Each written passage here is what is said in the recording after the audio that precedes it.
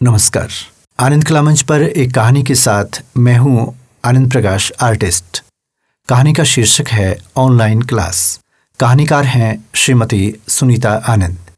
तो लीजिए, प्रस्तुत है कहानी ऑनलाइन क्लास। Very nice.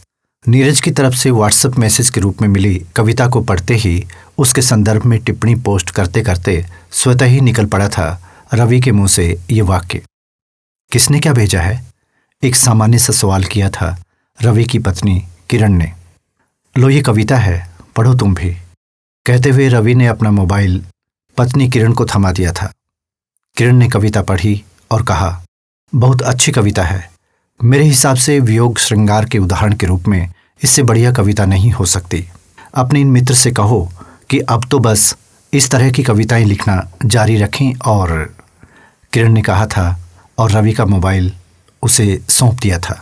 कविता के साथ लिखा नाम और व्हाट्सएप डीपी देखकर किरण जान गई थी कि कविता रवि के मित्र नीरज ने भेजी थी। नीरज और रवि दोनों एक ही कॉलेज में भाषा के प्रोफेसर हैं। बस फ़र्क इतना है कि रवि हिंदी भाषा का प्रोफेसर है तो नीरज अंग्रेजी का। आश्चर्य की बात है कि नीरज अंग्रेजी का प्रोफेसर होते हुए भी हिंदी में बड़ी अच्छी कविता लिखता है और उसकी ओर से जब तक कविताएं रवि के व्हाट्सएप अथवा फेसबुक मैसेज बॉक्स में आ ही जाती हैं। कविता भेजकर वह अक्सर एक ही सवाल करता है कि कैसी लगी मेरी कविता, और रवि बस वेरी नाइस लिखकर ही उसका उत्साह बढ़ाने तक सीमित रह जाता है। जबकि किरण अक्सर कहती है कि नीरज जी वास्तव में बहुत अच्छी कविताएं लिखते हैं, आप उन्हें कविता संकलन प्रकाशित करवाने की सलाह क्यों नहीं देते? ऐसा ही नीरज की कविता को पढ़ते ही उसने आज भी कहा था, सुनो, आपके मित्र वास्तव में बहुत अच्छी कविताएं कर लेते हैं, आप इन्हें कविता संग्रह प्रकाशित करने की सलाह दीजिए, फिर देखना ये कैसा धमाका करते हैं काव्य जगत में। और आपका भी नाम होगा कि आपने खोजा है किसी खास कवि को और प्रेरित किया है कविता संकलन प्रकाशित करवाने के लिए। तुम कहती तो ठीक हो किरण, किंतु असल बात यह है कि नीरज की ये कविताएं सिर्फ लिखने और हम जैसों के पास भेजने और दिखाने तक ही सीमित रहने के लिए हैं, रवि ने कहा था। क्यों, कहीं से चुराई हुई हैं क्या? किरण ने थोड़े से व्यंग भाव से कहा था। नहीं, नीरज की ये कविताएं न तो कहीं से चुराई हुई हैं और न ही किसी अन्य की प्रेरणा से लिखी हुई हैं। ये तो नीरज के अंदर से निकली हुई एकदम विशुद्ध प्रेम की कविताएं हैं, जिनमें कहीं संयोग का सुखद चित्रण है तो कहीं वियोग का दुखद वर्णन कविता के बहाने भावाभिव्यक्ति के रूप में है, रवि ने कहा था। ऐसा लगता तो नहीं, देखने में तो नीरज जी बहुत ही सीधे सादे और भोले से दिखते हैं, और उनकी ये कविताएं हैं कि जैसे इनका एक एक शब्द हकीकत के आंसू की स्याही से लिखा गया हो, और हकीकत भी विगत की नहीं बल्कि वर्तमान की ही लगती है, किरण ने कहा था। हाँ, बिल्कुल ठीक पहचाना तुमने, रवि ने कहा था, और उसके मुंह से निकल गया था कि नीरज अब भी अपने पहले प्यार की हकीकत को भुगत रहा है। भुगत रहा है? लेकिन कैसे? पति पत्नी दोनों में बहुत अच्छे से तो बनती है। कितनी बार तो आ चुके हैं दोनों अपने घर। मुझे तो कोमल का स्वभाव भी बहुत अच्छा लगा है, किरण ने कहा था। करके थोड़ा सा हंस दिया था रवि और कहा था उसने, गाय तब तक गाय होती है जब तक कि वह अपने सींगों का इस्तेमाल नहीं करती है। सींगों का इस्तेमाल करना शुरू करते ही वह सिंघनी से भी खतरनाक रूप में सामने आती है। मतलब? रवि की बात पर हैरान होते हुए एक छोटा सा प्रश्न किया था किरण ने। छोड़ो ना ये सब, उनका अपना निजी मामला है, कहा था रवि ने, और टालने की कोशिश की थी उसने किरण को। किंतु किरण थी कि रवि के मुंह से ये सुनने के बाद कि गाय तब तक गाय रहती है जब तक कि वह अपने सींगों का इस्तेमाल नहीं करती है, नीरज और उसकी पत्नी कोमल के संबंधों को लेकर जानने के लिए कुछ अधिक ही उत्सुक हो गई।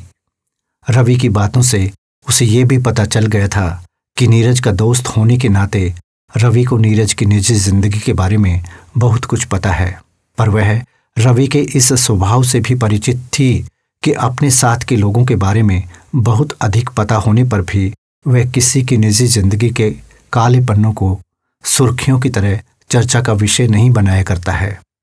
हो सकता है कि ऐसा ही कुछ होने पर उसने नीरज और कोमल को लेकर भी कोई चर्चा न की हो। उन दोनों के बारे में इतना तो उसे भी पता था कि शादी से पहले दोनों एक ही प्राइवेट स्कूल में पढ़ाते थे। दोनों में दोस्ती हुई, दोस्ती प्यार में बदली और फिर घर वालों की थोड़ी बहुत ना नोकर के बाद उनके प्यार को शादी की मंजिल मिल गई। दोनों एक दूसरे का साथ पाकर बहुत खुश थे।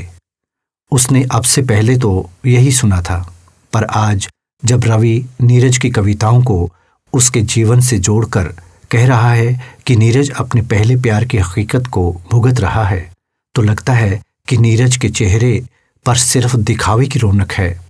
उसके दिल और दिमाग पर तो जैसे उदासी छाई हुई है।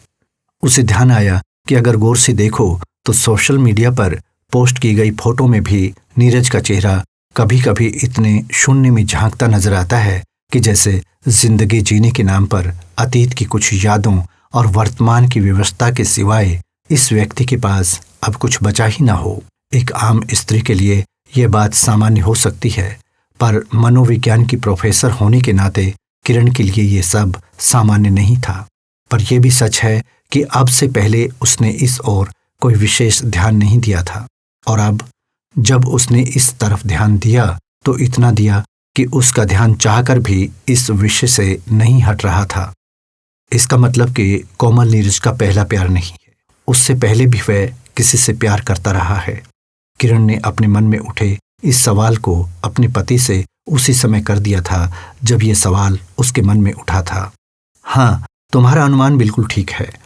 नीरज का भी यही कहना है कि असल में कोमल को तो वह अपनी एक अच्छी दोस्त ही समझता था, पर उम्र की परिपक्वता के कारण कहिए कि कुछ और, जिस लड़की से उसे वास्तव में प्यार था उससे वह कोमल से दोस्ती के चलते और इस दोस्ती के शादी में बदलने के बाद तक कभी भी कुछ भी खुलकर नहीं कह पाया, और समय के साथ वह लड़की भी नीरज के लिए सिर्फ यादों की किताब में बंद गुलाब की सूखी पंखुड़ी हो गई, और उसके प्रति मन में पनपा प्यार भी किसी महफिल में सुनाई गई किसी गजल का वह शेर हो गया जो निकलता तो है सुनाने वाले के दिल से, किंतु उसे सुनकर वाह वाह करने वालों को लगता है कि जैसे शायर ने अपनी नहीं उनके मन की बात कहती हो।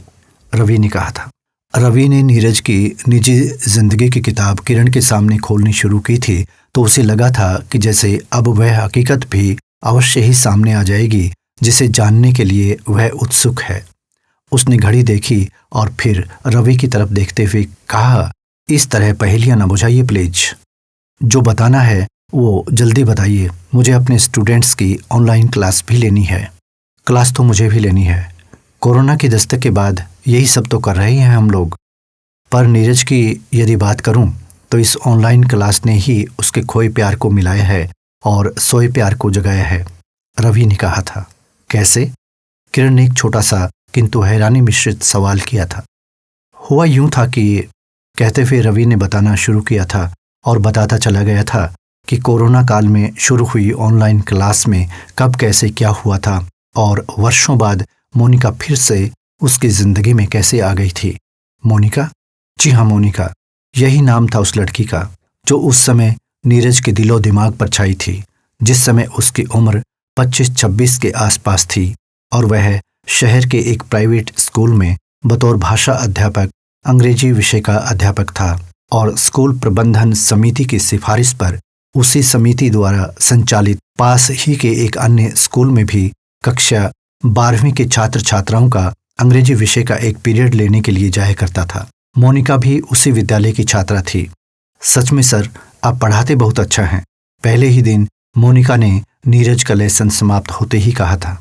थैंक यू, औपचारिक रूप से कहा था नीरज ने, पर इससे पहले उसके कानों में पड़ा मोनिका का मधुर स्वर ही नहीं बल्कि उसका आकर्षक चेहरा भी दिल और दिमाग को एक साथ छू गया था।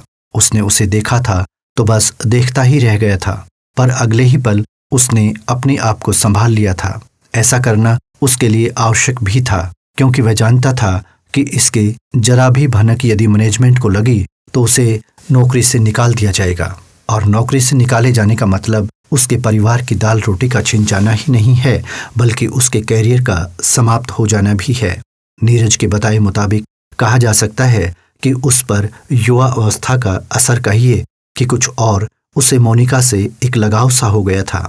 कक्षा में मेधावी छात्राएं और भी बहुत थीं, पर उसे लगता कि मोनिका ही उन सब में अव्वल है। वह भी चाहता था कि मोनिका ही सब में अव्वल रहे। इसके लिए वह उसके हर डाउट को क्लियर करने के लिए पहले से ही अधिक तैयारी के साथ कक्षा में जाने लगा।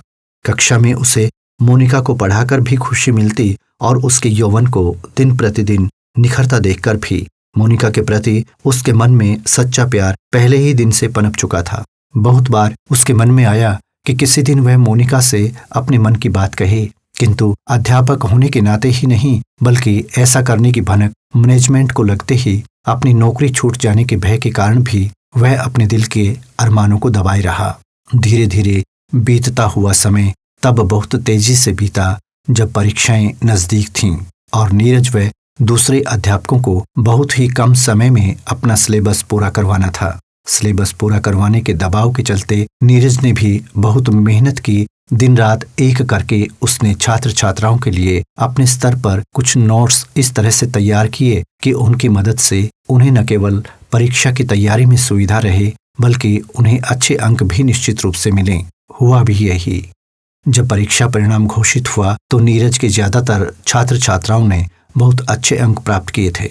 उसके छात्र छात्राओं द्वारा अच्छे अंक प्राप्त करने की सूचना तो उसे अपने विद्यालय के मुख्य अध्यापक की ओर से मिले बधाई संदेश से मिल चुकी थी, किंतु न जाने क्यों उसका मन सब छात्र छात्राओं को छोड़कर केवल और केवल मोनिका के बारे में ही तुरंत जान लेना चाहता था कि उसे उसके विषय में ही नहीं बल्कि सभी विषयों में कुल मिलाकर कितने अंक मिले हैं। उसने इंटरनेट पर उसका रिजल्ट देखा तो उसकी खुशी का ठिकाना न रहा, क्योंकि मोनिका ही वह छात्रा थी जिसने न केवल विद्यालय में बल्कि पूरे जिले में प्रथम स्थान पाया था और अंग्रेजी विषय में 100% अंक प्राप्त किए थे। इस परीक्षा परिणाम के घोषित होने के बाद जब वह विद्यालय में पहुंचा था तो उसके सभी अध्यापक अध्यापिकाओं के साथ इस परीक्षा परिणाम के घोषित होने के बाद जब वह विद्यालय में पहुंचा था तो उसके साथी अध्यापक अध्यापिकाओं के साथ साथ विद्यालय के मुख्य अध्यापक ने भी बार बार उसे बधाई देते हुए छात्र छात्राओं के अंग्रेजी विषय में इतने अच्छे अंक प्राप्त करने का राज उससे जानना चाहा था। कुछ ने यह भी कहा था कि सर, ये तो लगता था कि मोनिका पढ़ाई में होशियार है, पर यह तो कभी लगा ही नहीं कि वह जिले भर में प्रथम रहेगी और अंग्रेजी में 100 में से 100 अंक लेगी। नीरज के साथ की कुछ अध्यापिकाएं कहती कि नीरज जी, आखिर क्या घोलकर पिला दिया आपने इस बच्ची को। इससे पहले कि वह इस बारे में कुछ कहता, इन्हीं में से कोई कह देती कि सबसे बड़ी हैरानी की बात तो ये है कि कुंवारे अध्यापक ने ये करिश्मा कर दिखाया है, वरना इस उम्र में तो अध्यापक अपनी छात्राओं को प्रेम का पाठ ही पढ़ाया करते हैं और फिर न छात्राओं का जीवन बना पाते हैं और न खुद का। ऐसी चर्चाएं अपने आप चलती और अपने आप किसी निष्कर्ष पर पहुंचकर समाप्त भी हो जाती। नीरज का अपना सच न कभी सामने आना था और न ही तब आया। उस वक्त कोमल भी उसके साथ ही सर्विस करती थी। वह उसके बारे में अपने स्तर पर सुनती भी थी और देखती भी। उसे भी कभी भी ऐसा कुछ भी नहीं लगा कि मोनिका और नीरज के बीच एक शिक्षक और छात्रा के रिश्ते से परे एक दूसरे के मन में पनपे प्यार प्रेम के रिश्ते जैसा भी कोई रिश्ता हो सकता है। वह कभी कभार एक साथी अध्यापिका की सीमाओं से परे जाकर नीरज से अपनी दोस्ती जताने के लिए अकेले में नीरज को मोनिका के प्रति लगाव की बात कहकर छेड़ती भी, तो भी नीरज उससे अपने मन की कोई बात साझा नहीं करता था। वैसे भी वह समय एक ऐसा समय था जब स्टाफ के ज्यादातर अध्यापक अध्यापिकाएं उस प्राइवेट विद्यालय में पढ़ाने के साथ साथ खुद भी पढ़ रहे थे। कोई शैक्षिक योग्यताएं बढ़ाने के लिए मास्टर डिग्री की परीक्षा के लिए तैयारी कर रहा था, तो कोई शिक्षण के अलावा अन्य किसी क्षेत्र में अपना करियर बनाने के लिए किसी प्रतियोगी परीक्षा की तैयारी कर रहा था। अपने छात्र छात्राओं को मन से पढ़ाने का ही ये परिणाम था कि इसी दौरान नीरज ने नेट की परीक्षा दी थी और उसने पहली ही बार में नेट की परीक्षा पास कर ली थी। अब वह कॉलेज में नौकरी करने के लिए पात्र हो गया था और कुछ समय बाद जब कॉलेज कैडर में सहायक प्रोफेसर की रिक्तियां निकलीं और उसने आवेदन किया तो साक्षात्कार के बाद उसे बिना किसी सिफारिश के कॉलेज में नौकरी मिल भी गई थी।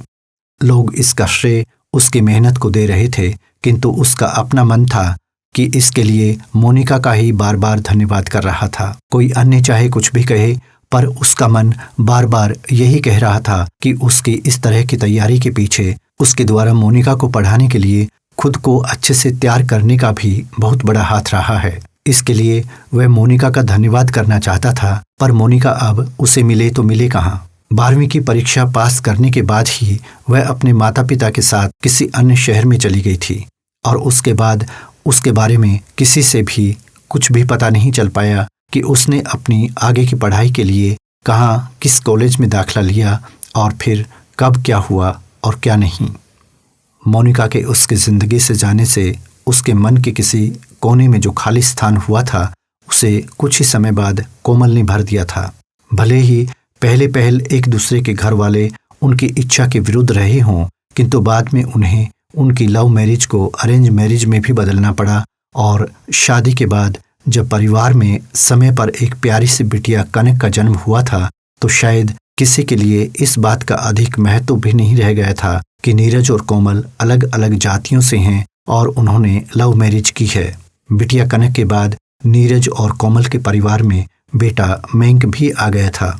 ऊपरी तौर पर सब कुछ ठीक ठाक चल रहा था, पर नीरज के मन में अक्सर ये द्वंद्व उभरता रहता था कि क्या जिस तरह से वह मोनिका से प्यार करता था, क्या मोनिका भी उससे प्यार करती थी?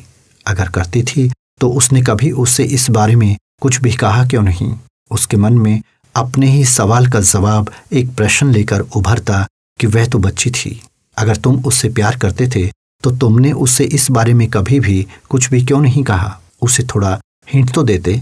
उसके बाद क्या पता वह कितनी सारी बातें कहती और फिर तो शायद जिंदगी ही कुछ और होती। और इस और का रूप क्या होता, कुछ कहा नहीं जा सकता। बस इसी तरह के अंतर्द्वंद ने उसे चिंतनशील भी बना दिया और उसके वियोगी मन से मोनिका के प्यार में शायरी का झरना फूट पड़ा। पहले पहल वह शायरी को पढ़ने व सुनने का शौकीन हुआ, फिर खुद कविताएं लिखने लगा। लिखकर कोमल को दिखाता तो उसे लगता कि जैसे ये कविताएं उसी के लिए लिखी गई हों, क्योंकि वह ऐसा तो कभी सोच भी नहीं सकती थी कि नीरज के मन में उसके अलावा किसी अन्य के प्रति भी प्यार का सागर उमड़ सकता है, या शांत से दिखने वाले नीरज के मन में कहीं गहरे में किसी अन्य के प्रति पुराने प्यार का लावा भी ज्वालामुखी के गर्भ में घूमता होकर किसी भी तरह बाहर निकलने को आतुर हो सकता है। नीरज से शादी करने के बाद कोमल ने प्राइवेट स्कूल की नौकरी छोड़ दी थी। अब वह घर पर रहती थी, एक अच्छी गृहिणी की तरह बच्चों की देखभाल करती थी और घर पर रहकर नीरज का इंतजार करती थी कि कब नीरज कॉलेज से लौटकर आए और कब वह दिन भर में नीरज की डायरी से पढ़ी गई कविताओं और शेर व शायरी की चर्चा उससे करे और कहे कि वाह क्या खूब लिखा है आपने। इसी बीच विश्व भर में कोरोना महामारी के प्रकोप ने दस्तक दी तो देश में लॉकडाउन लग गया। शहर के ही नहीं पूरे देश भर के स्कूल कॉलेज बंद हो गए और ऑनलाइन पढ़ाई शुरू हो गई। शिक्षक शिक्षिकाएं चाहे स्कूल के हों या कॉलेज के, सब अपने घर पर रहकर ही अपना पाठ तैयार करते और ऑनलाइन पढ़ाते। बस इसी दौरान कहीं से कहीं होते हुए मोनिका और नीरज के तार एक बार फिर जुड़ गए एक दूसरे से। और एक दिन फोन की घंटी बजने के बाद जैसे ही नीरज ने फोन उठाया, दूसरी तरफ से मोनिका ने अब वो सब कुछ बिना पूछे ही बता डाला था जिसे लेकर उसके मन में वर्षों से तरह तरह के सवाल उठ रहे थे। मोनिका अब IAS बन चुकी थी। ट्रेनिंग समाप्त होते ही उसे पहली नियुक्ति मिली है और कोरोना काल में ऑनलाइन क्लासेज की व्यवस्था और निगरानी का कार्य उसे मिला है। इसी के तहत जब उसने अपने मन में उठी किसी जिज्ञासा को शांत करने के लिए नीरज नाम से लेसन सर्च किए तो उसका संपर्क नीरज से हुआ। इससे पहले कि नीरज उससे कुछ पूछता, उसने स्वयं ही उसे बताया था कि उसकी शादी हो चुकी है। मोनिका से बातचीत के दौरान नीरज को यह भी पता चल गया था कि अब वह भी एक बच्ची की मां थी, किंतु अपने मन में नीरज के प्रति पनपे प्रेम को वह सही समय पर व्यक्त नहीं कर पाई। इसका उसे आज भी मलाल है। वह उसे आज भी इंसान नहीं भगवान मानती है। प्रशासनिक अधिकारी होने के नाते लोग उसके सामने झुकते हैं, किंतु वह अपने हर काम से पहले मन से उसे नमन करती है। नीरज के बताए मुताबिक ये कुछ बातें थीं जो वर्षों बाद उसके मन में मोनिका के प्रति फिर उसकी जगह को रक्षित और सुरक्षित बना गई थी। नीरज को लगा था कि जो लड़की इतने बड़े पद पर पहुंचकर भी आज उसे अपना भगवान मानकर उसके लिए सब कुछ करने को तैयार है, उससे बढ़कर उसका इस दुनिया में कोई और हो भी कैसे सकता है। ऐसे में वह अपनी बीवी और बच्चों को भूल गया। ऑनलाइन क्लास की व्यस्तता के बहाने मोनिका के साथ चैटिंग में व्यस्त रहने लगा। पर कहते हैं कि चोरी तो आखिर चोरी होती है, उसे एक ना एक दिन पकड़े ही जाना होता है। एक दिन उसकी चोरी भी पकड़ी गई। ऑनलाइन क्लास के बहाने मोनिका का अब निरंतर उसके संपर्क में रहना कोमल के मन में शक पैदा कर गया, और जब उसने सच का पीछा किया तो सच को तह तक खोज भी लिया। बस फिर क्या था, गाय का सिंगनी वाला रूप सामने आ गया और नीरज की अच्छी भली गृहस्थी में भूचाल आ गया। उसकी सब की सब अच्छाइयाँ देखते ही देखते बुराइयों में बदल गई। कोमल दोनों बच्चों को लेकर अपने मायके चली गई। बहुत मुकदमेबाजी हुई। अंततः नीरज को भी लगा कि उसने कुछ गलत न करके भी अपनी बीवी और समाज की नज़रों में बहुत गलत किया है। उसने अपनी पत्नी कोमल से माफ़ी मांगी और आश्वासन दिया कि अब वह आगे से मोनिका से कोई संपर्क नहीं रखेगा। कोमल ने भी शर्त लगाई कि वह आगे से केवल मोनिका से संपर्क करना ही नहीं छोड़ेगा, बल्कि कोई कविता भी नहीं लिखेगा। लगा कि जैसे मोनिका ही नहीं, नीरज की कविता और शायरी भी कोमल को अपनी शोध लगने लगी थी, और उसने नीरज के कविता लिखने पर पूरी तरह से प्रतिबंध लगा दिया था। कोमल की इस शर्त के पीछे क्या था और क्या नहीं, नीरज नहीं जानता, और नीरज की माने तो उसके अनुसार उसने यह सब जानने की कोशिश भी कभी नहीं की। अपने बच्चों के भविष्य का ख्याल करते हुए उसने पत्नी कोमल की सब शर्तें मानी और बीवी बच्चों को घर ले आया।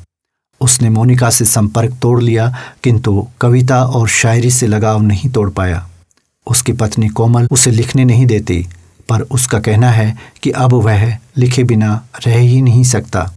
इधर मोनिका भी यदि प्रशासनिक अधिकारी होने के नाते अपने पद की शक्तियों का इस्तेमाल करना चाहती तो अनैतिक और अवैध संबंधों को भी वैध बना सकती थी, किंतु उसने ऐसा नहीं किया। तो ये बात है, आपने आज तक तो नहीं बताया मुझे नीरज जी के जीवन की इस हकीकत के बारे में कभी, किरण ने कहा था।